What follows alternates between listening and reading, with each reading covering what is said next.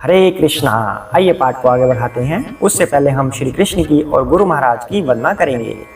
ओम ज्ञानतिमिरान्धस्य ज्ञानाञ्जनशलाकया चक्षुरुन्मीलितं येन तस्मै श्रीगुरुवे नमः।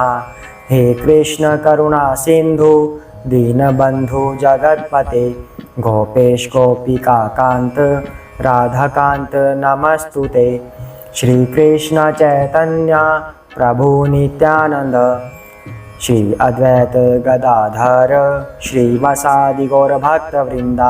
हरे कृष्णा कृष्णा कृष्णा हरे हरे, हरे राम राम राम हरे हरे। हरे कृष्णा। तो पाठ कहाँ तक हो गया? श्री कृष्ण अर्जुन को समझा रहे हैं कि तुम अपने कर्तव्य का पालन करने में पीछे मत हटो, क्योंकि तुम इनका जो वध करोगे या इनसे जो तुम युद्ध करोगे उससे तुम्हें पाप नहीं लगेगा। क्यों पाप नहीं लगेगा? क्योंकि तुम इस युद्ध को अपने कर्तव्य पालन के लिए करोगे, ना कि खुद की किसी इच्छा की पूर्ति के लिए। पूरी धरती का भला होगा इससे, इसलिए तुम ये युद्ध करो, तुम्हें पाप नहीं लगेगा। अब आगे करते हैं। हरे कृष्ण। एषा ते अभिहिता सांख्ये बुद्धि योगे तु इमां शृणु। बुद्धया युक्तः यया पार्थ कर्म बंधन प्रहास्यसि। हरे कृष्णा। यहाँ मैंने वैश्लेषिक अध्ययन द्वारा इस ज्ञान का वर्णन किया है। अब निष्काम भाव से कर्म करना बता रहा हूँ, उसे सुनो। हे पितापुत्र, तुम यदि ऐसे ज्ञान से कर्म करोगे तो तुम कर्मों के बंधन से अपने को मुक्त कर सकते हो। हरे कृष्णा। तो श्री कृष्ण यहाँ पर कह रहे हैं कि मैंने तुम्हें वैश्लेषिक अध्ययन सिखाया है। अभी सांख्य दर्शन जिसे बोल सकते हैं हम। क्या होता है ये? आत्मा और शरीर का ज्ञान, कि आत्मा क्या होती है, शरीर क्या होता है। शरीर नष्ट होने वाला होता है, आत्मा कभी नष्ट नहीं होती। पहले भी थी, आज भी है, आगे भी रहेगी। आत्मा हमेशा रहती है। न आत्मा को जला सकते हैं, न सुखा सकते हैं, न भिगो सकते हैं, कुछ भी नहीं कर सकते आत्मा के साथ हम। ठीक है, तो आत्मा जैसी है वैसी ही हमेशा रहेगी, नित्य रहेगी, और शरीर का नाश हो जाता है। इस तरह मैंने तुम्हें सांख्य दर्शन सिखाया है, आत्मा और शरीर का ज्ञान दिया है। अब मैं तुम्हें निष्काम भाव से कर्म करना सिखाता हूँ, उसको सीखकर तुम कर्म बंधन से मुक्त हो जाओगे। एक निष्काम भाव बहुत बड़ी चीज होती है। अब श्री कृष्ण वो बताने जा रहे हैं कि तुम अपने कर्म बंधन से मुक्त कैसे होगे। तो श्री कृष्ण अब निष्काम भाव का ज्ञान देने जा रहे हैं। तो यहाँ पर निष्काम भाव से कर्म बंधन से मुक्त कैसे हुआ जा सकता है? एक होता है सकाम कर्म, एक होता है निष्काम कर्म। सकाम कर्म क्या होता है? कि जो हम कार्य करेंगे उसका हमें फल चाहिए। ठीक है, उसमें से थोड़े से फल मैं भगवान को भी दूंगा, लेकिन मैं सारे नहीं दूंगा, मैं कुछ अपने पास भी रखूंगा। ऐसा भाव होता है इंसान का। सकाम कर्म में क्या हो गया? जैसे कि कोई यज्ञ करवाया कि मुझे पुत्र प्राप्ति के लिए ये हवन करना है, यानी कि कोई ना कोई हमें फल चाहिए, उस वजह से हमने ये यज्ञ कर लिया। या कोई और कार्य किया जिससे हमें इस चीज की प्राप्ति होगी, ये हो गया सकाम कर्म। दूसरा क्या हो गया? निष्काम कर्म। सकाम कर्म में क्या था कि इंसान कर्मों के बंधन में फंस जाएगा कि उसने ये कार्य किया तो उसे इसका फल मिलेगा, अगर कहीं पे त्रुटि हो गई, कोई एरर हो गया तो उसका फल भी उसे मिलेगा। अर्थात इंसान सकाम कर्म में कर्म बंधन में फंस जाता है। निष्काम कर्म क्या होता है? निष्काम कर्म में इंसान कभी भी कर्म के बंधनों में नहीं फंसता, क्योंकि उसे किसी फल की इच्छा नहीं होती। जो कार्य बिना फल की इच्छा के किया जाता है, अभी अभी श्री कृष्ण ने बताया कि बिना फल की इच्छा के किए जाने वाला कर्म कभी भी कर्म बंधन में इंसान को नहीं फंसाता, उसे पाप नहीं लगता। तो इसका एक एग्जाम्पल ले सकते हैं हम निष्काम कर्म का। और निष्काम कर्म भाव में ना एक चीज बेकार होती है कि ये सेल्फिशनेस इसके अंदर आ जाती है थोड़ी सी। कभी कभी इंसान करता वो कार्य है जो उसे पसंद हो, करता है बिना फल की इच्छा के, पर उसका पसंद वाला कार्य ही वो करेगा। एग्जाम्पल के लिए, मंदिर में किसी भक्त ने किसी लेडी को बोला, माता जी कृपया आलू छील लीजिए, आज हमारे कुक बीमार हैं। लेडी क्या कहती है? एक्सक्यूज मी स्वामी जी, प्रभु जी, आप जानते हैं आप किससे बात कर रहे हैं? मैं हर महीने यहाँ पर मंदिर में 20,000 रुपए डोनेशन देती हूँ और आप मुझसे ऐसा काम करने के लिए बोल रहे हैं। तो प्रभु जी कहते हैं, सॉरी माता जी, मुझे पता नहीं था, क्षमा कीजिए। तो क्या हुआ? ये जरूरत किस चीज की थी? जरूरत थी आलू छीलने की। ताकि सबका खाना बन सके, सभी भक्तों को खाना बन सके, सभी भक्त प्रसाद पा सके, भगवान का भोग लग सके। उस टाइम पर उस चीज की जरूरत थी, उन 20,000 रुपयों की नहीं थी। लेकिन माता जी ने क्या बोल दिया कि मैं हर महीने डोनेशन देती हूँ और आप मुझसे ये कार्य करवाओगे, ये मेरी प्रेस्टीज के अनुकूल नहीं है, मैं ऐसा कार्य नहीं कर सकती। पर उसकी जरूरत नहीं थी, मतलब उन्होंने अपनी इच्छा से कर्म किया। हालांकि अब 20,000 रुपये डोनेशन देने से उनको कुछ मिलने नहीं वाला था, डोनेशन दिया अपनी इच्छा से दिया, तो उससे औरों का भला ही होगा, वो कर्म बंधन में नहीं फंसेंगी। ये निष्काम भाव से कर्म करने का फल होता है कि वो कर्म बंधन में नहीं फंसेगी। लेकिन काम उन्होंने वो किया जो उनको पसंद था, तो यही इसकी एक त्रुटि होती है निष्काम भाव से कर्म करने की। क्योंकि निष्काम भाव में कोई भी कार्य करेगा ना तो थोड़ा सा रोब दिखाने की कोशिश करेगा कि मैंने ऐसा किया है तो मैं ऐसे क्यों सहूं, थोड़ा सा ये एटीट्यूड आ जाता है। निष्काम भाव भक्ति का प्रथम स्टेप होता है, फर्स्ट स्टेप।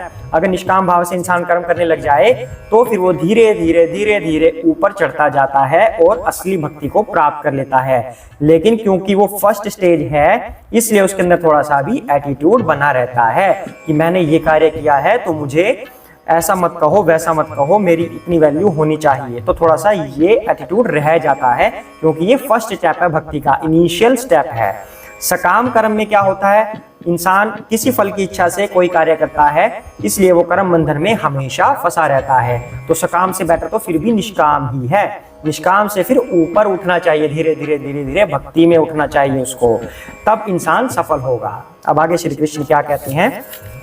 और वैसे भी निष्काम भाव से अगर कोई कार्य किया जाए, कर्म बंधन में तो फंसेगा नहीं वो, लेकिन जहां से उसने छोड़ा मृत्यु के बाद वो वहीं से स्टार्ट हो जाता है। क्योंकि निष्काम कर्म इंसान तभी करेगा जब वो कृष्ण भावनामृत में आ जाएगा, जब वो भगवान को मानने लगेगा, जब भगवान की वो आराधना करने लगेगा, तभी इंसान निष्काम करने की सोचता है। तो निष्काम कर्म भाव में आ गया ना, तो क्या होगा कि उसकी कुछ ना कुछ भक्ति तो हुई है, कुछ ना कुछ तो भक्ति स्टार्ट हुई है। तो जब भी उसका दोबारा जन्म होगा, उसे पहली बार तो मौका मिल जाएगा दोबारा से भक्ति करने का, तो उसकी भक्ति वहीं से शुरू होगी जहां से उसने छोड़ी थी। लेकिन सकाम वाले की ऐसे नहीं होगी, क्योंकि उसने भक्ति की ही नहीं। उसने तो जो हवन यज्ञ किए थे तुरंत फल प्राप्ति के लिए किए थे, यानी कि उनका कहीं लेखा जोखा बैलेंस उनका कोई बचा ही नहीं, उनका बैंक बैलेंस तो साथ के साथ खत्म हो गया। निष्काम वाले का बैंक बैलेंस अभी पड़ा है, क्योंकि वो भक्ति से कार्य कर रहा है और उसको दोबारा से फिर जन्म मिलेगा, फिर से मौका मिलेगा अपनी भक्ति को पूर्ण करने का। अगर उसने उस जन्म में पूर्ण नहीं की हो तो, अगर उसी में पूरी कर ली तो अच्छी बात है, तो फिर से मौका मिलेगा और जहां से छोड़ी थी भक्ति वहीं से शुरू हो जाएगी। हरे कृष्णा। आगे बढ़ते हैं। न इह अभिक्रमनाशस्ति प्रयत्वायः न विद्यते सुवल्पम् अपि अस्य धर्मस्य त्रायते महतः भयात्। हरे कृष्णा। इस प्रयास में न तो हानि होती है न ही ह्रास होता है, अपितु इस पथ पर की गई अल्प प्रगति भी महान भय से उसकी रक्षा कर सकती है। हरे कृष्णा। यही बात जो अभी हम कर रहे थे ना, वो देखो कृष्ण भी हमारी बात सुन रहे हैं कि यही चीज सामने ला दी हमारे। अब यही बात कर रहे थे कि न हानि होगी न कोई नुकसान होगा किसी बात का, बल्कि थोड़ा सा प्रयास किया गया भी हमें आगे तक ले जाता है, हमारी महान भय से रक्षा कर सकती है। यही बात सेम आ गई कि अगर हम निष्काम भाव से कार्य कर रहे हैं तो थोड़ी सी जो हमने भक्ति की थी ना, वो हमें आगे जाके फिर से और बढ़ने में सहायता कर सकती है। हमारा महान भय कौन सा है कि हमें दोबारा ये शरीर मिलेगा या नहीं मिलेगा, कहीं हम भेड़ बकरी तो नहीं बन जाएंगे, मृत्यु के बाद हमारा क्या होगा, कौन से लोक में पटके जाएंगे, नरक में जाएंगे या कहीं और जाएंगे। सबसे बड़ा महान भय ये है। भगवान कह रहे हैं कि अगर निष्काम भाव से कार्य करते हो तो इस भय से आपका छुटकारा हो जाएगा। आपको ये विश्वास हो जाएगा कि मैं निष्काम भाव से कर्म कर रहा हूँ, भगवान की थोड़ी थोड़ी भक्ति में कर रहा हूँ, तो भगवान मुझे मौका अवश्य देंगे, दोबारा से ये शरीर मुझे अवश्य देंगे। इस शरीर में, इस जन्म में अगर मुझसे भक्ति पूर्ण नहीं हुई तो दोबारा से फिर मैं मनुष्य रूप में आऊंगा और अपनी भक्ति को जहां से मैंने छोड़ी है वहां से पूर्ण कर लूंगा। ऐसा श्री कृष्ण खुद कह रहे हैं भगवत गीता में कि आप महान भय से छूट जाओगे अगर निष्काम भाव से कार्य करते हो, दान करते हो, किसी की सहायता करते हो निष्काम भाव से। निष्काम भाव से कर्म करने के बहुत सारे उदाहरण हो सकते हैं। अपने आप ढूंढ के देखिए कि मुझे क्या करना चाहिए। अच्छे अच्छे कार्य करने हैं, किसी की सहायता कर दो, गरीब को रोटी दे दो, किसी को दान दे दो, मंदिरों के निर्माण में सहायता कर दो जहाँ पे लोग भक्ति कर सकें, जहाँ पे आके लोग भगवान के प्रति समर्पित हो सकें, क्योंकि भक्ति में लाने वाला कार्य भी एक महान कार्य है। हमेशा भगवान उससे प्रसन्न होते हैं जो किसी दूसरे की सहायता करता है भक्ति में आने के लिए। तो ये सब निष्काम भाव के उदाहरण हैं। आगे बढ़ते हैं। हरे कृष्णा। व्यवसाय आत्मिका बुद्धि एका इह कुरु नंदन, बहुशाखा हि अनंताः च बुद्धय अव्यवसायिनाम्। हरे कृष्णा। कृष्ण कह रहे हैं जो इस मार्ग पर चलते हैं वे प्रयोजन में दृढ़ रहते हैं और उनका लक्ष्य भी एक होता है। हे कुरुनंदन, जो दृढ़ प्रतिज्ञा नहीं है उनकी बुद्धि अनेक शाखाओं में विभक्त रहती है। हरे कृष्णा। तो कृष्ण यहाँ पर कह रहे हैं कि जो इस मार्ग पर चलते हैं, कौन सा मार्ग? निष्काम भाव से कर्म करना, दूसरों की सहायता करना, भगवान की भक्ति करना। जो इस पर चलते हैं मार्ग पर, वो दृढ़ निश्चयी होते हैं कि मुझे तो करना ही यही कार्य है, मुझे तो भक्ति में ही आगे बढ़ना है, मुझे निष्काम भाव से ही दूसरों की सहायता करनी है, दूसरों पर विनम्र रहना है, दयालु रहना है। वो इस चीज पर दृढ़ रहेंगे। लेकिन जो दृढ़ प्रतिज्ञा नहीं है, जिनको ये निश्चय नहीं, जिन्होंने किया हुआ कि मुझे कृष्ण भावनामृत में ही कार्य करना है, वो अलग अलग शाखाओं में विभक्त रहते हैं। अर्थात कभी वो सोचेंगे कि मैं ये वाला काम करूं, कभी कहते हैं मैं ये काम करूं, कभी मैं हवन से फल प्राप्त करूं, कभी मैं किसी स्पेशल देवता की पूजा करके कोई चीज प्राप्त करूं। तो वो अलग अलग सकाम कार्यों में लगे रहते हैं। वो कभी भी निष्काम भाव से कार्य नहीं कर पाएंगे जो दृढ़ निश्चयी नहीं है।